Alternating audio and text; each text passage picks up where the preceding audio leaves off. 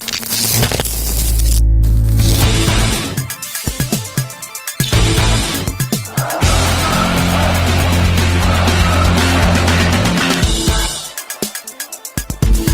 following talk is about a very relevant piece of technological legacy of our human race. L'ordinateur de vol d'Apollo, c'est une des reliques les plus importantes de l'histoire de la technologie et de l'espèce humaine. C'est ce qui nous a emmenés sur la Lune. Et si on compare les ordinateurs de cette époque en matière de vitesse de calcul, c'est quelque chose d'incroyable par rapport à ce qu'on a maintenant. C'est pas seulement de la rocket science, comme on dit en anglais, mais c'est de la computer rocket science. Je suis très fier de vous présenter Christian Hessman qui parlera de la partie fusée et Michael Stein qui parlera de la partie ordinateur. Ils ont énormément d'expérience en matière d'architecture des ordinateurs. Accueillez-les chaleureusement pour cette présentation, tout sur l'ordinateur de vol d'Apollo.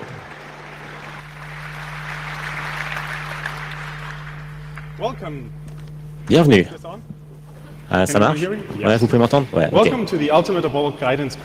Bienvenue à Tout sur l'ordinateur de vol d'Apollo, ou une introduction complète sur l'architecture des ordinateurs et les systèmes d'exploitation et le vol dans l'espace.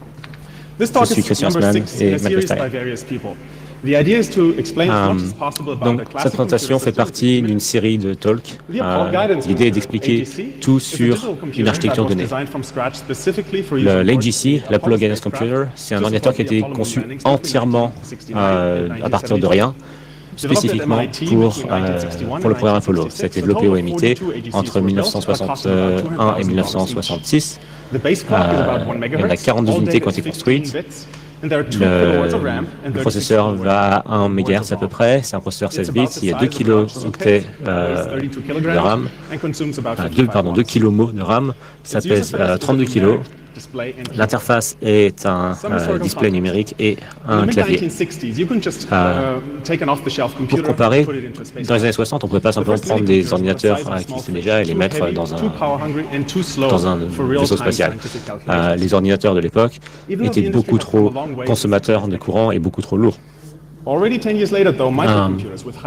10 ans plus tard, on a commencé à avoir des ordinateurs, des micro-ordinateurs avec les Commodore.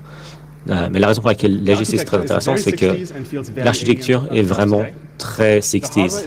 Elle est vraiment très bizarre pour nous. Mais le matériel est très innovant pour son époque. Il y a des périphériques vraiment très intéressants. Il y avait du processing real-time et des fonctionnalités qui étaient complètement révolutionnaires pour l'époque. Et ça nous a quand même emmené sur la Lune. Donc, ça a été utilisé pendant 2 missions de test où c'était contrôlé depuis la Terre, 3 missions avec 3 missions habitées de test et 7 missions envoyées sur la Lune. Les astronautes n'avaient pas du tout envie de donner le contrôle à un ordinateur. Ils voulaient, eux, pouvoir tout voler manuellement. Mais pour comprendre pourquoi est-ce qu'on est passé à quelque chose avec l'ordinateur, il faut regarder l'histoire du vol Apollo. Un des aspects de la mission Apollo, c'était que plutôt que poser un vaisseau complet sur la Lune, ce qui aurait été trop lourd, on posait un petit vaisseau sur la Lune et on séparait du coup le tout en 3 étapes. Donc, il y avait une fusée Saturn V qui lançait depuis Cape Kennedy, qui allait en orbite. En accélérant au bon moment, ça permettait de mettre le vaisseau dans ce qu'on appelle une orbite de retour gratuit, une fusion d'orbite, qui permettait d'aller autour de la Lune. Au milieu de ce voyage, le module de commande extrait le module lunaire et s'accroche à lui. Les deux se mettent en orbite autour de la Lune. Après que les 2 astronautes soient montés dans le module lunaire, ce module ralentit, ce qu'on appelle la descente avec propulsion, et ce module atterrit. Après avoir redécollé, ce module fait un rendez-vous avec le module de commande. Les astronautes remontent dans le module de commande et le module d'atterrissage est rejeté. Ce module réaccélère depuis la face cachée de la Lune pour revenir vers la Terre. À la fin, uniquement le module de commande revient. Ces vidéos viennent d'un super channel YouTube qui s'appelle Comment How Spacecrafts Work. Le module de commande et le module lunaire avaient chacun un AGC. C'était le même matériel, mais adapté un petit peu. Dans les deux, on peut voir le clavier et l'écran qui est monté à côté de tous ces boutons et tous ces switches. La responsabilité de l'AGC, c'est de maintenir le vecteur d'espace, le vecteur d'état, la stabilité, de calculer les poussées et de calculer le lancement. Pour comprendre comment cet ordinateur fait ça, on va regarder à son architecture, on va regarder le matériel, les différents périphériques, le software système et le software de mission, le logiciel de mission. L'architecture peut être décrite avec, comme ça, c'est un accumulateur avec, on va parler du jeu d'instructions, de modèle arithmétique, de l'encodage, de modèles de mémoire, des I/O, des compteurs et des interruptions. Les instructions, c'est quelque chose qui varie énormément. La plupart des instructions, par exemple dans ARMv8, il y a quelques centaines d'instructions, c'est optimisé pour la performance. Sublec, c'est un langage à une seule instruction qui montre qu'une seule instruction peut suffire pour absolument tout faire. Avec plus d'instructions, on a du code plus dense et de la meilleure performance. Les ordinateurs des années 60, généralement, il n'y avait que quelques instructions. Et c'est pour ça qu'ici, sur ce graphe, on peut voir le point idéal pour l'AGC. Peu d'instructions, mais elles étaient optimisées pour cette mission. On peut voir quelques instructions, des instructions pour charger et décharger des instructions, charger et stocker des données, de l'arithmétique, de la logique, des instructions de branchement. La mémoire est constituée de 4096 cellules de mémoire, indexées de 0 à FFFF. Et chacune contient un mot 16 bits de 0 à 7 FFF. Il y a un registre, le registre A, qui est un accumulateur, qui est sur 16 bits, et qui permet d'ajouter ou de multiplier des valeurs à des cellules en mémoire. Les valeurs qu'il y a en mémoire peuvent être représentées peuvent être soit de la donnée représentée en tant qu'entier, ou alors ça peut être du code machine. On est dans une architecture de von Neumann. Il y a un registre qui s'appelle PC qui contient l'adresse en mémoire à laquelle l'instruction va exécuter en suivante. L'instruction load permet de charger une donnée depuis la mémoire. L'instruction add permet d'ajouter une valeur qui était une autre adresse en mémoire. Et l'instruction de stockage permet de stocker le résultat à partir de ce registre d'addition. Donc voici sur ces cartes des instructions de référence rapide aux instructions. The exact operations in pseudocode. This one takes memory address K and adds it to A, the accumulator. The encoding of the instruction in memory. On peut voir ici sur cette carte, il y a la syntaxe, il y a la description de ce que fait l'opération, son encodage, l'opération, combien de cycles d'horloge ça prend et la syntaxe originale. Voici une petite table qui permet de représenter toutes ces instructions de façon plus simple. Regardons plus en détail les instructions. Voici load, l'instruction de chargement, charge à cette adresse dans A. Donc, la plupart des instructions fonctionnent avec le registre d'accumulateur. Donc, c'est ce qu'on va regarder.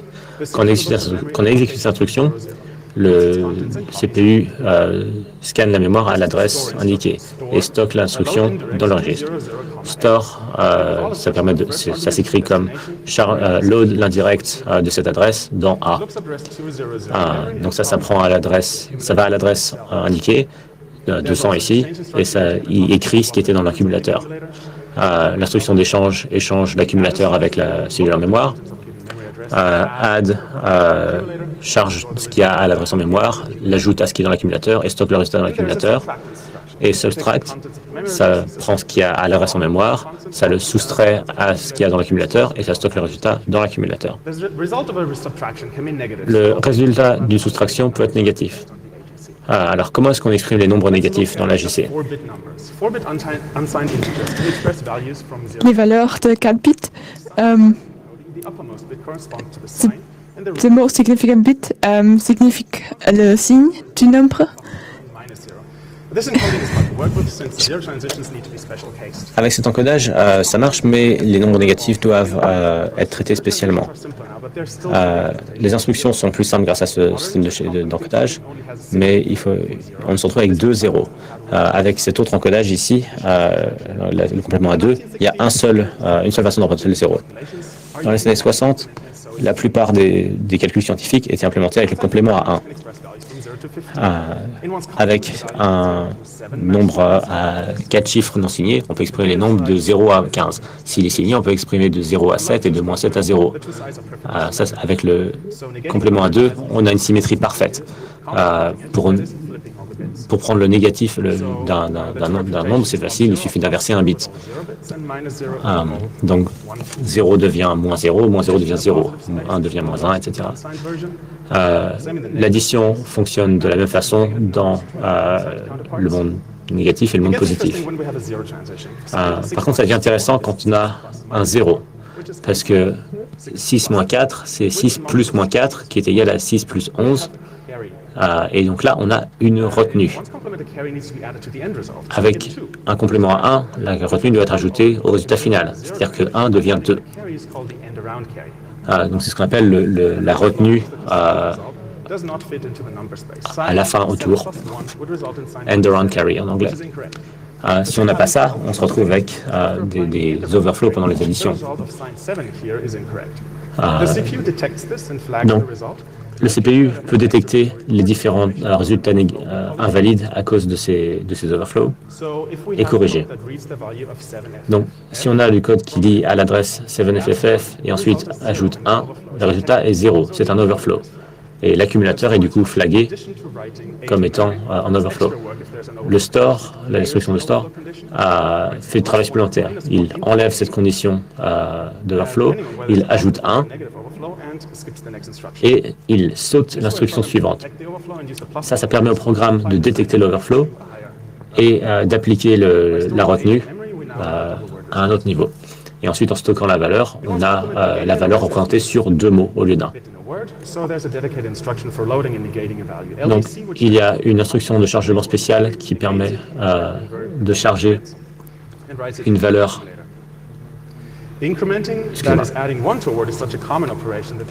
Alors, ajouter 1 à une valeur mémoire, c'est une instruction tellement commune qu'il y a une instruction dédiée à ça, l'instruction d'incrémentation. Il n'y a pas d'instruction de décrémentation. À la place, on a des instructions pour augmenter et diminuer. Incrémente ajoute 1, augmente ajoute 1 à toutes les valeurs positives et retire 1 à toutes les valeurs négatives. Et diminish enlève 1 à toutes les valeurs positives et ajoute 1 à toutes les valeurs négatives. Pour les calculs scientifiques, le CPU a des instructions spécialisées. L'instruction de multiplication lie en mémoire, multiplie avec ce qui est dans l'accumulateur et l'ajoute dans le stock d'un accumulateur. Quand on multiplie 2 nombres signés, on a une valeur qui peut dépasser la taille de l'accumulateur. Du coup, on stocke la valeur basse dans A et la valeur haute dans B, pardon, l'inverse. Et ça permet d'avoir des instructions, ça permet d'avoir des valeurs sur 30 bits, et il y a des instructions spécialisées pour travailler là-dedans. Les bits hauts sont donc dans A, les bits bas sont dans B. Si on a une valeur normalisée, la combinaison de ces deux nombres donne la valeur si on enlève le 0 de signe. La division prend la combinaison de ces deux registres et le divise par la valeur en mémoire et écrit les deux résultats dans A et B de la même façon. D'autres instructions permettent d'utiliser A et B comme un double mot. Load AB permet de lire 2 mots en mémoire et de charger ces 2 mots en mémoire respectivement dans A et B. Il n'y a pas d'instruction pour échanger un double mot. Mais de façon intéressante, il y a une opération d'addition qui marche pour les doubles mots. Par contre, il y a une instruction d'échange pour échanger depuis B. Alors, ce qui est intéressant, c'est qu'il y a un autre mode d'adressage. Donc ça permet de charger A indirect de 700 et plus indirect de 80. Ça charge ce qu'il y a à l'adresse 80, ça l'ajoute à 700, ça donne une adresse 702 ici, et ça lit depuis cette adresse et ça charge le résultat dans A. Ce qui est intéressant, c'est que ça permet d'utiliser 700 comme un tableau, un array, un vecteur, et l'adresse qui est à 80 ici comme un index dans ce tableau. Et ça, c'est le résultat qui ici est 6. Ici, on a donc là une autre variante de ça avec chargé dans A de double indirect 80. Ça va charger ce qu'il y a à l'adresse 80, l'ajoute à 0, ça donne le résultat ici, et ça lit de cette adresse et le charge dans A. Ici, ça permet d'utiliser ce qu'il y a à l'adresse 80 comme un pointeur, puisque c'est une adresse lue depuis le début de la mémoire. Par défaut, les instructions sont exécutées de façon séquentielle. Le compteur PC, le programme compteur, est incrémenté à chaque instruction. Mais certaines instructions, comme jump et des sauts conditionnels, permettent de modifier ça.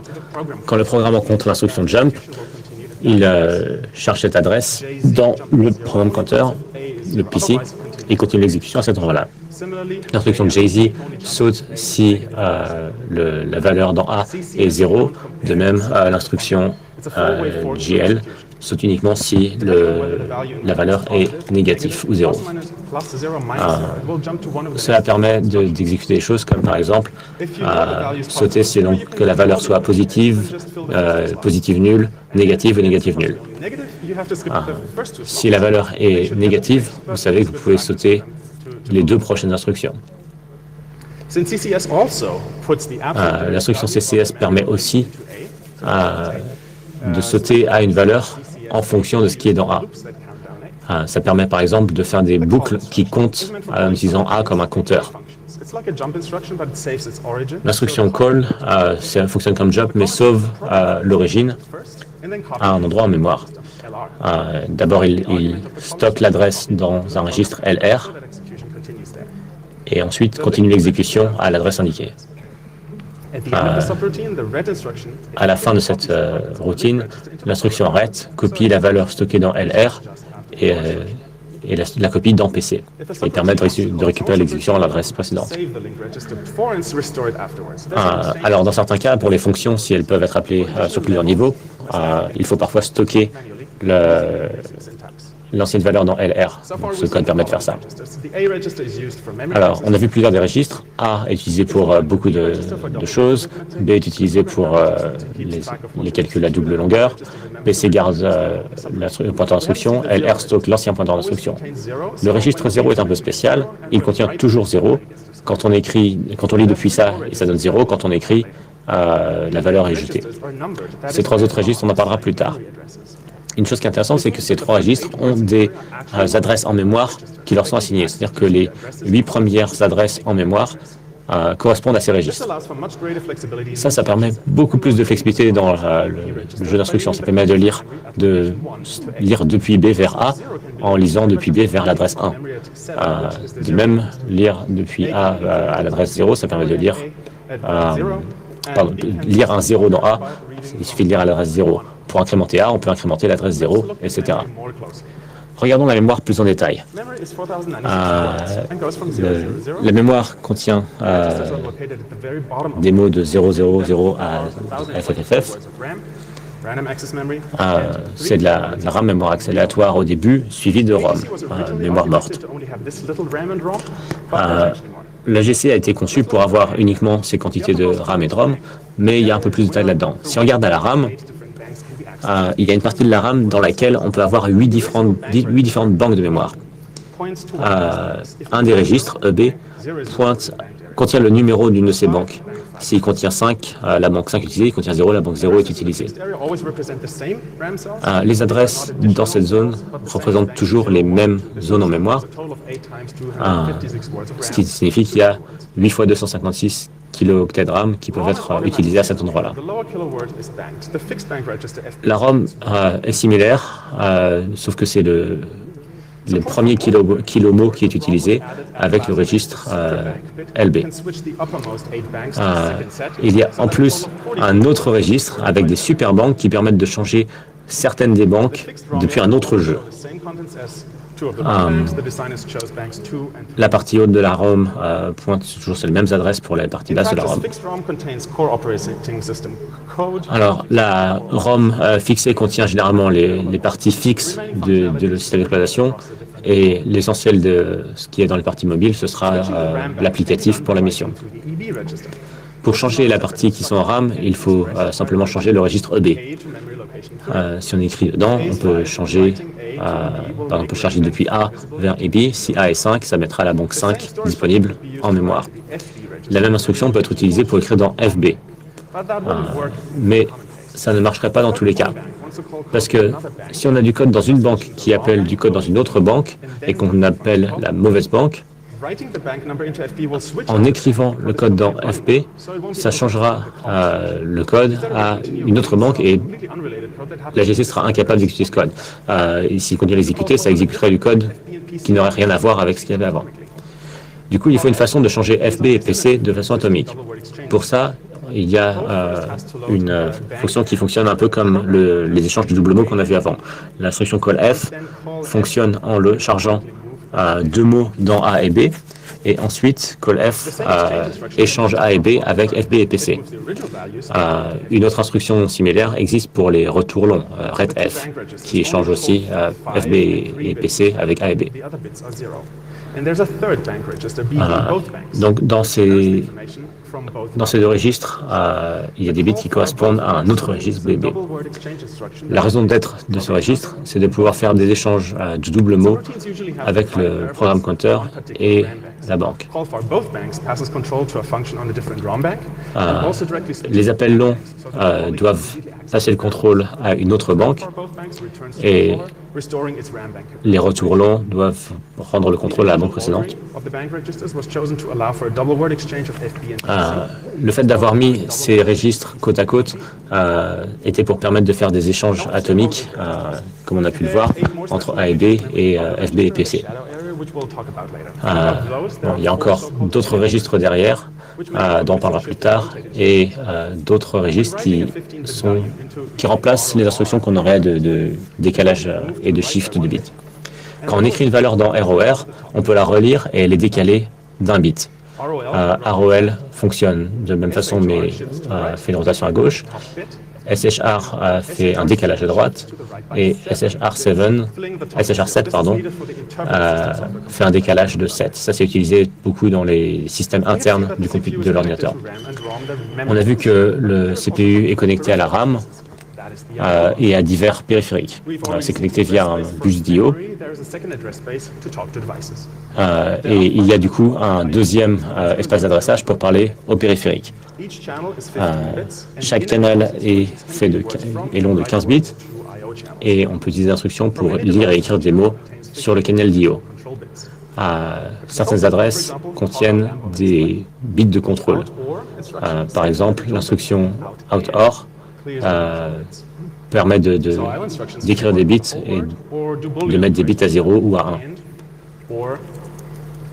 Donc il y a des opérations binaires et ou exclusifs.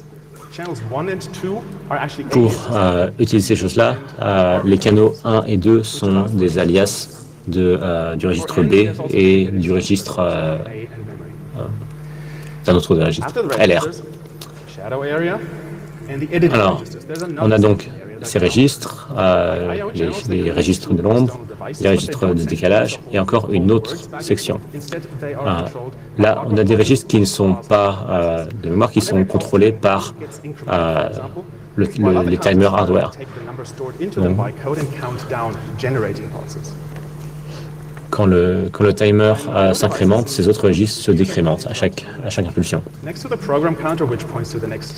À côté du registre PC, il y a qui dit où est la prochaine instruction. Il y a un autre registre, IR, qui lui contient la prochaine instruction. Quand il y a une interruption, PC est stocké dans un autre registre virtuel, PC' et IR dans IR'. Quand le gestionnaire d'interruption termine son exécution, l'instruction IRET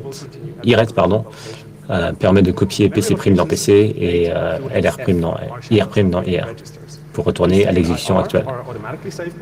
PC et IR sont automatiquement sauvegardés lors des instructions. Les autres registres doivent être sauvegardés par le code si nécessaire.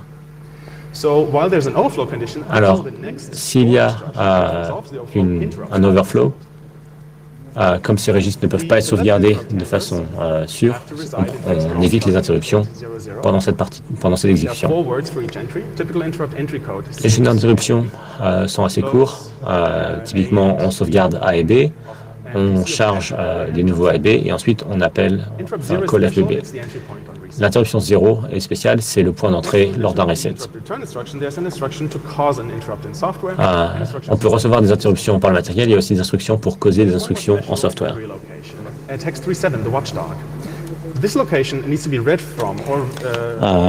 Il y a des instructions qui permettent de lire le registre du watchdog. Ce registre doit être régulièrement lu ou écrit, faute de quoi le système se réinitialise parce qu'il pense être en faute. Regardons à comment marche l'encodage des instructions. L'opcode est dans les 3 bits les plus hauts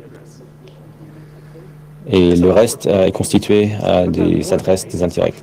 Ça permet de faire 8 instructions, mais il n'y a plus de 8 instructions. Et les adresses en RAM commencent par 00, les adresses en ROM commencent par tout sauf 00.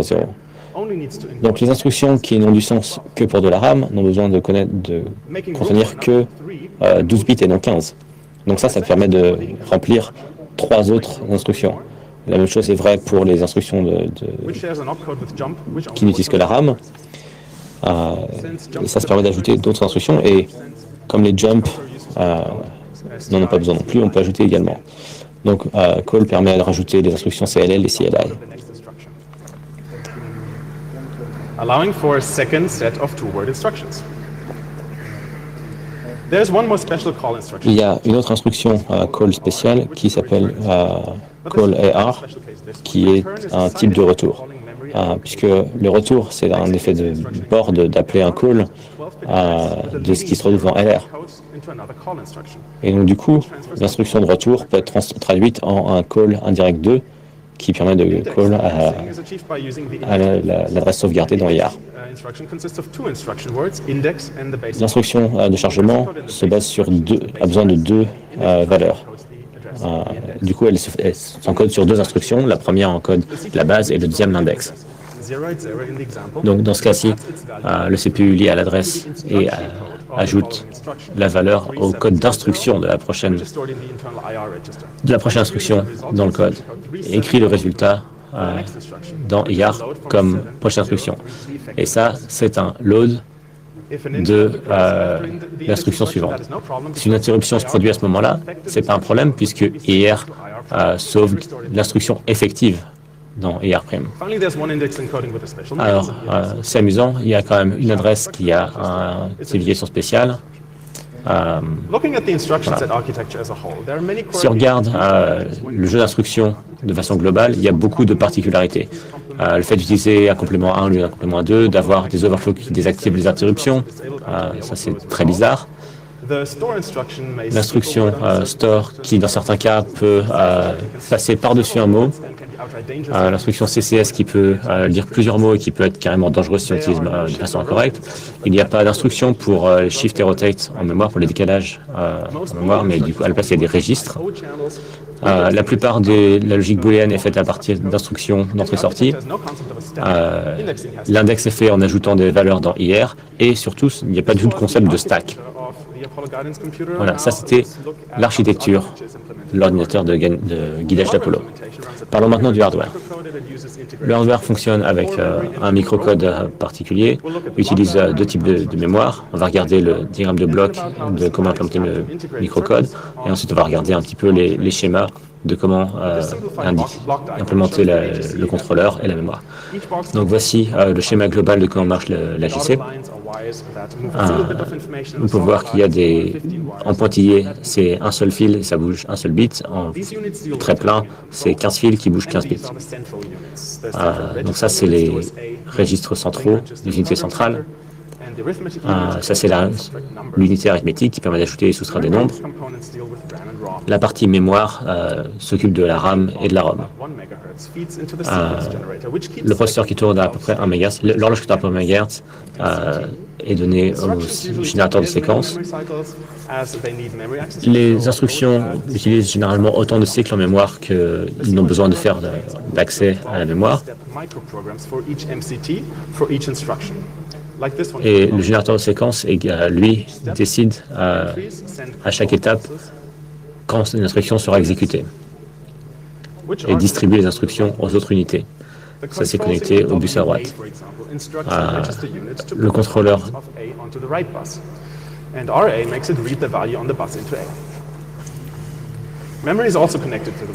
la mémoire est aussi connectée au bus à droite. C'est comme ça qu'on peut lire et écrire des adresses au contrôleur de mémoire. Et la mémoire donnera les données en retour de ça. Cette instruction permet d'envoyer un buffer de mémoire sur le bus et de déclencher une opération d'écriture. Et ici, la donnée est mise sur le bus et est relue par le contrôleur.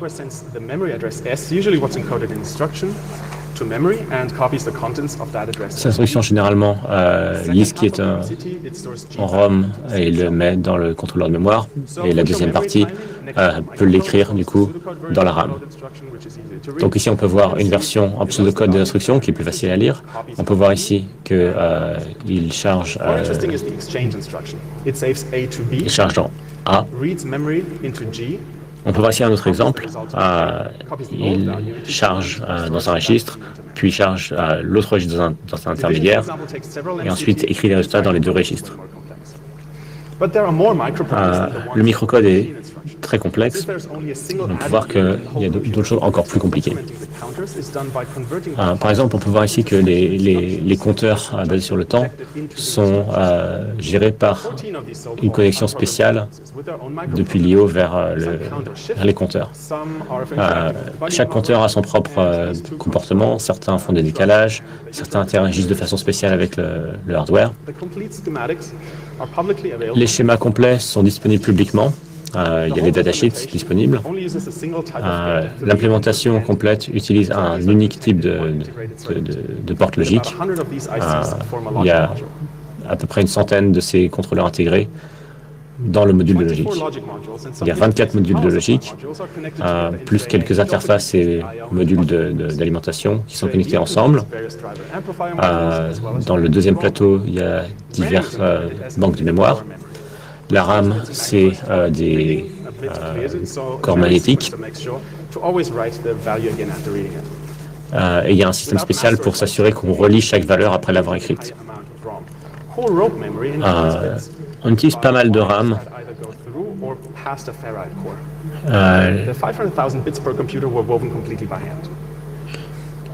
Il faut savoir que tous les fils qui servaient à faire la ROM ont été tissés à la main. Ça donne un ordinateur qui globalement est plutôt compact. On peut voir des photos ici, on peut voir des schémas, on peut voir que la ROM est accessible par le côté, ce qui permet de charger des programmes dedans. Et ça, c'était simplement la partie hardware.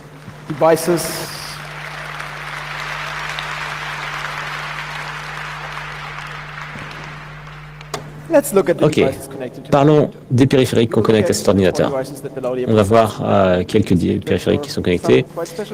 Certains sont assez spécialisés qu'on ne verrait dans aucun autre ordinateur, et d'autres qui sont utilisés pour la communication avec les astronautes et Mission Control. Un d'entre eux, c'est le gyroscope, qui a été construit à l'origine pour d'autres missions, et qui permet d'écrire directement dans certains registres qui sont spécialisés pour le gyroscope. En utilisant le gyroscope, le vaisseau peut connaître son attitude, sa direction. L'accéléromètre permet de connaître l'accélération et écrit aussi dans des registres spécialisés. Les optiques dans le module de commande permettent de mesurer la distance relative entre les différentes parties du vaisseau. Il y a quelques compteurs qui permettent de diriger les optiques et des résultats sont lus dans d'autres registres qui permettent d'envoyer l'information aux astronautes. Le radar d'atterrissage fonctionne de façon similaire. Le radar de rendez-vous du module lunaire Également, après avoir configuré les angles, les astronautes peuvent avoir des informations sur la position. Le radar de rendez-vous peut créer des interruptions pour mettre à jour les informations plus rapidement. Les RCS qui permettent de se diriger dans l'espace sont contrôlés par des régies spécialisées. Il y a un bit, si on le met à 1, les jets s'allument. Il y a donc, pour contrôler ça, un timer dédié qui permet d'arrêter le RCS après un temps donné. Le module DSky permet de contrôler le clavier. Il y a 19 touches, 15 LED. Et le display, l'écran est géré par le canal Out-O. Il y a un système de communication entre la mission de contrôle et les astronautes. Les mots de données arrivant de mission control arrivent dans un registre de données et les mots envoyés sont dans un autre registre. Il y a des interruptions qui sont déclenchées quand il est possible de charger le prochain mot puisque le mot précédent a été envoyé au mission control. Parlons maintenant du système d'exploitation. Alors, c'est un système basé sur les priorités coopératives, mais aussi préemptif, avec de la tolérance de panne. On va parler du multitâche, de l'interprète, des pilotes, de la file d'attente, du shell et de la tolérance aux pannes. Le GC a plusieurs systèmes pour faire des calculs et plusieurs systèmes pour faire des entrées-sorties. Ça peut générer des interruptions de service. Ça permet aussi de faire des opérations standards, comme par exemple mettre à jour l'écran, et des opérations qui sont real-time, à temps réel, par exemple pour allumer les propulseurs exactement au moment. Alors, la plupart des processeurs de multitâches coopératifs, une opération va travailler pour un temps assez long. Mais s'il y a une notion de priorité, ça vaut le coup de prendre le temps de rendre la main régulièrement pour vérifier s'il n'y a pas quelque chose de plus prioritaire qui voudrait faire ça. Alors, sur l'AGC, chaque job doit vérifier au moins toutes les 20 millisecondes s'il n'y a pas un autre job qui a besoin qui n'a pas plus besoin que lui de ça. Ça, c'est un modèle de multitâche coopératif. Le Job Entry est une banque qui contient le PC, le BB et la priorité des différents jobs qui sont en cours d'exécution. En général, le set central a 7 de ces banques, de 0 à 6. Et si un job de plus haute priorité a besoin de travailler, une opération d'échange va échanger ces deux jobs. On peut mettre un job en sommeil simplement en rendant sa priorité négative. Si on l'inverse à nouveau, elle devient positive et ce job récupère la main. La partie exécution a des fonctions qui peuvent ajouter des structures de données pour, par exemple, créer un nouveau job à partir d'un PC et d'un bébé qu'on lui donne. On peut lui donner une priorité, on peut changer la priorité, on peut endormir un job ou le réveiller et on peut interrompre et terminer le job courant. Yield n'est pas une instruction pour rendre le contrôle, mais c'est une subroutine. Donc on call une fonction. S'il y a un job de plus haute priorité, ça s'appelle la fonction changeJob. Mais newJob n'est pas juste une variable en mémoire, c'est aussi le watchdog. C'est ça qui permet de s'assurer. C'est pour ça qu'il faut regarder ce registre toutes les 20 millisecondes. Le système fait énormément de calculs scientifiques. Calculer juste la somme de deux vecteurs, c'est quelque chose qui va prendre des centaines d'instructions pour le faire. Alors, il y a des librairies de software qui peuvent faire ça en simple, double et triple longueur. Il y a des registres qui peuvent tenir des registres, qui peuvent contenir des registres d'une certaine taille, des vecteurs d'une certaine taille, pardon. Et du coup, on peut implémenter des opérations grâce à certaines fonctions dans des librairies. Et pour cela, une stack est fournie, puisqu'il y a des fonctions à appeler. Donc, dans les entrées dans le core set dont on a parlé, on rajoute des informations, notamment un pointeur de stack. Donc, un job peut être créé avec ou sans VAC qui contient la stack. Dans ce code d'exemple, on utiliserait probablement une stack. Beaucoup de fonctions passent des pointeurs, je passe des pointeurs les uns les autres, mais les concepteurs de système ont décidé d'utiliser un langage qui rend ça plus simple. Plutôt que de passer des pointeurs, on peut passer des représentations symboliques d'offset dans la stack. L'encodage permet d'encoder beaucoup plus de code, mais ça explique notamment pourquoi est-ce qu'on n'utilise pas des instructions mais de la mémoire pour les opérations de shift. Comme les adresses sont sur 14 bits, on ne peut pas adresser toute la mémoire en même temps, on peut en adresser qu'à peu près la moitié. Donc on doit savoir si on parle de la partie haute ou basse de la RAM. Voici le set d'instructions complet. Il est possible de mélanger les instructions scientifiques ou les instructions standards dans la même chose. Et on peut passer avec cette instruction du mode interprète au mode standard et vice-versa. Quand un périphérique a besoin d'avoir l'attention de l'ordinateur, il peut causer directement une interruption matérielle. Ça interrompt l'exécution du code. Et l'interruption va être gérée le plus vite possible. S'il y a plus de travail ou de travail plus long à faire, il peut créer un job avec l'instruction novac pour être exécuté plus tard. Il y a un timer qui cause des interruptions à intervalles réguliers. Et ça, c'est utilisé parce que, par exemple, l'écran ne peut être mis à jour que quelques chiffres à la fois. Donc, en utilisant ce timer, on peut prévoir de mettre à jour certaines parties lors d'une prochaine update. Certains périphériques doivent être pilotés à un temps exact. Par exemple, quelque chose qui doit allumer la lampe 2 fois, l'allumera maintenant, puis programmera 3 jobs pour des temps futurs. Le premier l'éteindra, puis le deuxième le rallumera, et le troisième l'éteindra à nouveau. Ça permet de faire clignoter le bouton 2 fois. Il y a une data structure, une structure de données LST1 qui permet de stocker les jobs à faire à un temps donné. Et ça, c'est utilisé avec LST2, qui lui contient les paires de PC et BB pour les tasks à faire à un temps donné. Le timer qui contient la liste d'attente a une notion de priorité. Différents timers s'exécutent à des fréquences différentes, mais en décalé.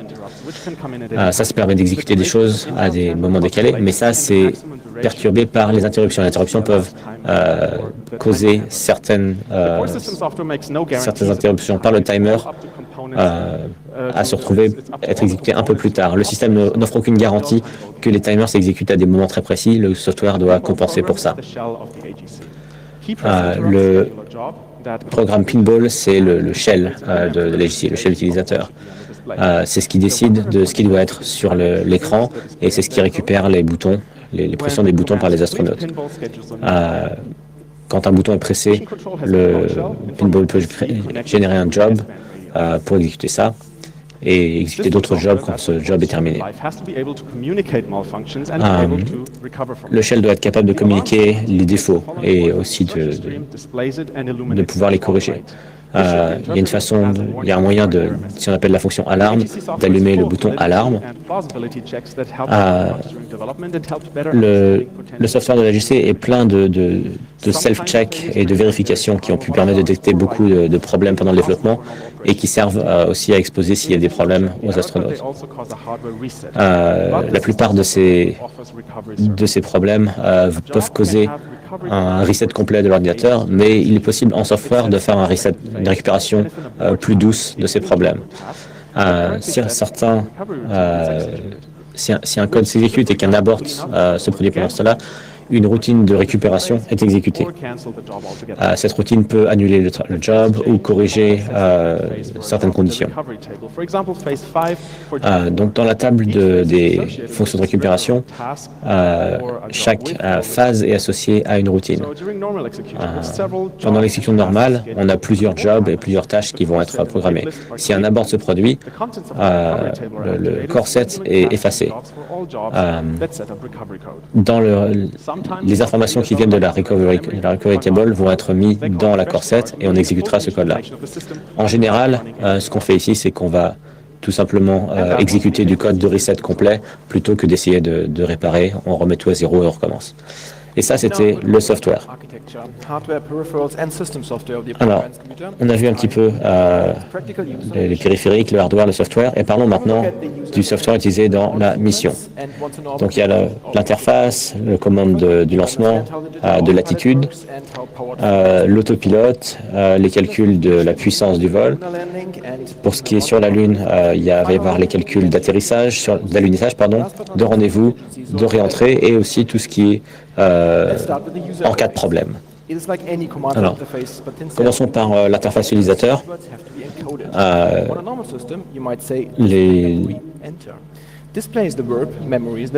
Puisqu'on a un nombre de boutons limité, on doit encoder les instructions avec un système donné. On ne peut pas écrire juste display memory, on doit pouvoir écrire un code pour display, comme 0.1, et ensuite un code pour memory, 0.2. L'ordinateur, lui, se met à clignoter et vous dit qu'il attend une entrée. On peut rentrer 25, par exemple, pour donner une adresse en mémoire. Et ça va nous donner le résultat en octal de ce qu'il y avait à cette adresse-là. De même, l'ordinateur peut, lui, proactivement demander une information. Par exemple, ici, il peut demander les informations sur le moment d'allumage. Pareil, on peut avoir des questions pour demander oui ou non. Par exemple, confirmer l'allumage des moteurs. Il y a une référence complète de toutes ces questions oui-non. Et elles sont différentes selon les phases de la mission. Donc là, on décolle et on est parti. L'ordinateur a un mode de surveillance. À partir du moment où on coupe le contact, il commence la mission. Si jamais ça ne marche pas, il y a un job qui est prêt à lancer ça quand même. Et les astronautes peuvent aussi le rentrer manuellement avec cette instruction. Pendant la suite du vol, l'ordinateur est en mode monitoring passif du vol. Dans ce cas, il donne les informations en permanence de l'altitude et de l'attitude du vaisseau. Le point décimal est implicite et tout le système fonctionnait en métrique en interne, mais pour les astronautes américains, tout était quand même affiché en unité impériale, en pieds, etc. En cas de problème, l'ordinateur peut prendre le contrôle complet du vol. Il peut aussi le relâcher. Les astronautes peuvent prendre le contrôle également. Les astronautes peuvent même se diriger complètement manuellement jusqu'en orbite en cas de besoin. En moins de 12 minutes, on s'est débarrassé du premier et deuxième étage et ça nous a mis en orbite à 185 km. Ce qui fait un tour de la Terre toutes les 88 minutes. Comment savoir qu'on est sur la bonne orbite? Eh bien, l'ordinateur et aussi, bien sûr, le Mission Control surveille que l'orbite est correcte, puisqu'avant de pouvoir savoir où aller, il faut savoir où on est. Donc, il y a des registres qui maintiennent notre position en 3 dimensions et des registres qui maintiennent notre attitude en 3 dimensions. Ça, c'est fait à partir d'un télescope et d'un sextant spatial. C'est très similaire à un sextant nautique à l'ancienne, sauf que ça utilise, il n'y a pas vraiment d'horizon. Donc à la place, on se base sur des étoiles. On est en orbite, il y en a plein, donc on peut en choisir plusieurs. Le manuel en liste 35. Et ça permet de pointer dans leur direction et du coup de déduire la direction du vaisseau. C'est ce qu'on appelait le LLOS, Landmark Line of Sight, qui était d'avoir en vue certaines étoiles. Avec le télescope, les astronautes peuvent chercher les étoiles qui sont sur leur guide et ensuite pointer le sextant dans la bonne direction. En faisant ça plusieurs fois, on peut obtenir la direction en 3 dimensions. Les matériaux optiques, les optiques pour vérifier les alignements pendant les rendez-vous, etc., sont très simplistes et nécessitent un alignement à chaque opération. Donc, tant qu'on est en orbite, c'est plutôt facile. On peut juste regarder vers où on va et ça nous permet de savoir notre vitesse et notre direction. Mais une fois qu'on quitte l'orbite, ça ne marche plus à cause de tous ces calculs compliqués qu'il faut faire en orbite. Heureusement, il y a des modèles mathématiques qui nous permettent de résoudre ça. Ces modèles sont expliqués à gauche. Donc à gauche, on assume que les corps spatiaux sont parfaitement ronds. Et cet autre modèle à droite de Encke, lui est plus complexe, mais prend en compte le fait que les planètes ne sont pas parfaitement circulaires. Donc ça, c'est assez compliqué. Il y a également un lien radio qui est utilisé notamment pour envoyer les informations de position et d'attitude à Mission Control. Et Mission Control, non, pardon, uniquement de position. L'attitude ne peut être déterminée qu'à partir du vaisseau, en tout cas avec précision qu'à partir du vaisseau, grâce au gyroscope. Et c'est pour ça que le vaisseau fait ça. Et il y a donc 3 gyroscopes dans le vaisseau qui sont utilisés par l'ordinateur de guidage qui permet de déterminer l'attitude du vaisseau. Le plus gros programme dans cet ordinateur, c'est l'autopilote, le pilote automatique. Il tourne à la fois sur le module de commande et sur le module lunaire. Il est capable de travailler dans plusieurs modes de vol. Étant donné qu'il n'y a pas de friction dans l'espace, dès qu'on commence à tourner, on continuera à tourner pour toujours. Donc l'ordinateur utilise des jets de RCS pour contrôler la rotation sur les différents axes. Les autopilotes, à la fois dans le module lunaire et dans le module de commande, sont capables de suivre une direction qui a été préprogrammée. Il y a divers algorithmes pour calculer le centre de gravité, pour calculer la distribution des poids, qui sont dynamiques puisque les choses peuvent changer au fur et à mesure que le vaisseau avance. L'ordinateur est capable de calculer le vecteur de transfert le plus efficace pour rejoindre l'orbite lunaire. Il est capable aussi de contrôler la température, de contrôler le point d'alunissage. Il ne contrôle pas seulement l'attitude, mais il contrôle également la puissance des moteurs pendant le vol. Après confirmation par les astronautes, l'ordinateur s'occupe de déclencher les moteurs pendant la durée préprogrammée.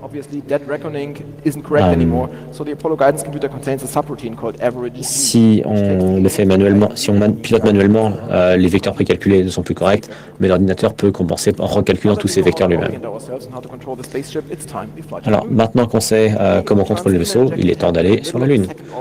Donc, l'injection se fait généralement pendant la deuxième orbite autour de la Terre. C'est fait par le deuxième étage de la fusée Saturn V. L'ordinateur de guidage, lui, n'a qu'un rôle de supervision. Une fois que c'est fait, on se retrouve vers la Lune. Passons directement à l'alunissage. Après la séparation du module de commande et du module d'alunissage, l'alunissage ralentit pour pouvoir allunir. Il utilise des radars et divers radars. Et une des principales tâches de l'autopilote dans ce cas-là, c'est d'être capable de gérer le désengagement de ça pour ne pas allunir en cas d'urgence. La descente motorisée permet d'atterrir en utilisant les propulseurs pour se ralentir. L'ordinateur de bord doit calculer le vecteur de direction pour pouvoir allunir à la bonne vitesse. C'est complètement automatique. Le module s'oriente grâce à son moteur de descente. Le deuxième programme se déclenche automatiquement à environ 8000 pieds. Quand les astronautes peuvent voir le sol, ils peuvent décider si c'est un bon endroit pour allunir ou non. Ce module le module a une attitude stable autour du vol, au-dessus de la surface, jusqu'à un ordre d'atterrir à un endroit donné. Après l'unissage, l'équipage lance manuellement un programme qui confirme que le vaisseau a bien alluni, qui met le pilote automatique dans un mode très passif pour ne pas qu'il tente de corriger les choses pendant que la Lune tourne. Bon, on est sur la Lune, on fait les trucs qu'on fait sur la Lune, on collecte des cailloux, etc. Et repartons sur la partie intéressante qui est le redécollage et le rendez-vous. La technique de rendez-vous a été faite pendant le projet Gemini 9, où on a appris à faire des rendez-vous entre deux vaisseaux en orbite autour de la Terre. Ça suit des principes qu'à l'époque on commençait à maîtriser pas trop mal. Il y a deux façons de faire des rendez-vous. La façon coelliptique qui est plus conservative, où on fait des orbites qui se rapprochent petit à petit. Il y a une version plus risquée qui est directe, qui est que dès le décollage, on vise le module de rendez-vous. Et ça, c'est quelque chose utilisé à partir d'Apollo 14. C'est plus risqué, mais ça permet de prendre beaucoup moins de temps avant le rendez-vous. La préparation devait commencer 2 heures avant le décollage. Il fallait surveiller visuellement l'orbite du module de commande. Il y avait des outils de suivi qui étaient développés pour ça. Avant le décollage, il fallait programmer l'ordinateur avec les données nécessaires pour savoir quand et comment décoller. L'ordinateur demande si oui ou non on doit partir et on décolle. L'ascension dure environ 7 minutes et demie, mais selon la méthode de rendez-vous, ça peut prendre entre 1h30 et 3h30 avant d'arriver au point de rendez-vous. Le système de guidage utilise plusieurs périphériques pour s'aligner et se rapprocher pendant le rendez-vous. Ça permet de calculer les manœuvres de rendez-vous et la course à suivre. Dans le module de commande, le pilote suit manuellement la course du module d'alunissage et est prêt à prendre en main le manœuvre de rendez-vous manuellement si quelque chose se passe mal. Les ordinateurs cherchent à aligner les vaisseaux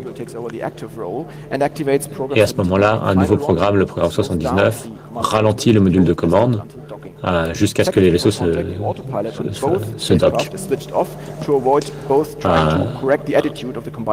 Un des deux vaisseaux doit éteindre son programme de correction pour éviter que les deux se compensent mutuellement. Ok, c'est pas trop mal. Maintenant, on est en orbite autour de la Lune. On relance le programme de transfert, on lui donne les informations pour rentrer sur la Terre, et ça lance une propulsion qui permet de renvoyer vers la Terre. Une fois qu'on arrive en orbite autour de la Terre, on fait les calculs pour savoir comment re-rentrer.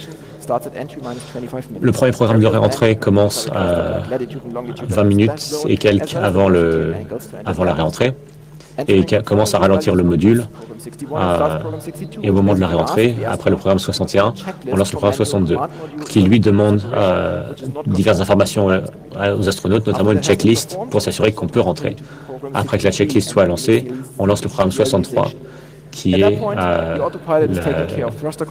le début de la rentrée vraiment. Là, l'autopilote prend en main les boosters pour ralentir le vaisseau et bascule ensuite sur le programme 64, la réentrée à proprement parler. Le programme 64 surveille la mémoire et détermine les meilleures courbes de propulsion. Et le programme 65 a pour rôle de faire surfer le module de commande sur l'atmosphère pour limiter la friction lors de la réentrée. La balance entre les deux est gérée par le programme 64. Le programme 67, c'est le dernier. C'est celui qui s'occupe de l'atterrissage. Les parachutes ne sont pas déclenchés par l'AGC, mais par un autre ordinateur à bord, le LSE. Et voilà, nous avons eu une mission tout à fait nominale. Qu'est-ce qui pourrait mal se passer? Commençons par Apollo 11. Normalement, les programmes qui font la propulsion pendant la descente utilisent des informations qui viennent du radar, mais dû à un défaut d'alimentation, trop d'informations sont arrivées du radar. Et ça fait fonctionner les propulseurs à seulement 50% de la puissance qu'ils auraient dû fonctionner. Et ça a conduit l'ordinateur à détecter qu'il y avait un problème et à arrêter le programme très peu de temps après le démarrage. Ensuite, Apollo 13. Il y a eu une explosion dans le tank à oxygène. À une bonne distance de la Terre, mais ils étaient sur une trajectoire de retour gratuit. Donc il fallait quand même économiser l'énergie pour pouvoir arriver jusque sur Terre. Ils ont dû éteindre un des ordinateurs Ils ont dû reconfigurer l'ordinateur du module lunaire avec les informations du module de commande, tout en inversant certaines informations puisque l'ordinateur était monté à l'envers, puisque les modules étaient face à face. Ils ont rallumé l'ordinateur du module de commande juste avant la rentrée. Et enfin, Apollo 14, qui il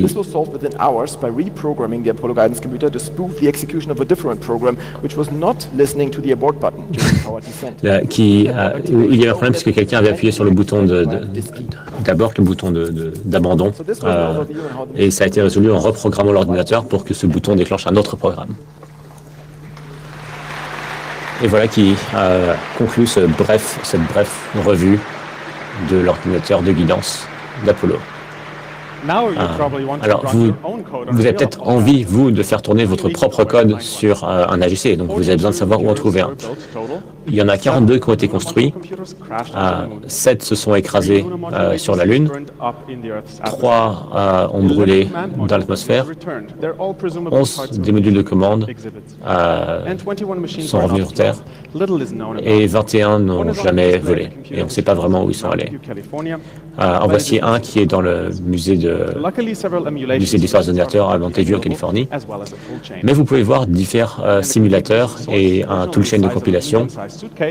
Vous pouvez voir que toute la doc qui tient dans une simple valise de taille moyenne est disponible sur GitHub.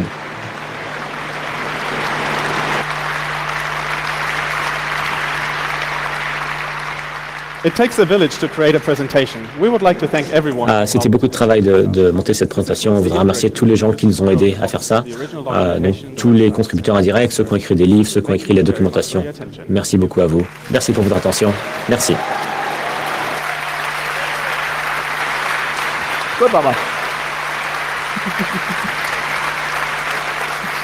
Bien, si vous avez des questions sur le stream, vous pouvez les poser sur IRC au Signal Angels en anglais ou en allemand. Wow, eh bien ça c'était une présentation avec beaucoup d'audience et beaucoup de contenu. Merci beaucoup à nos présentateurs, merci Christian, merci Michael pour cette surcharge d'informations. Applaudissez-les chaleureusement parce qu'on ne peut pas les remercier suffisamment et malheureusement on n'a pas de temps pour les questions. Eh bien ceci conclut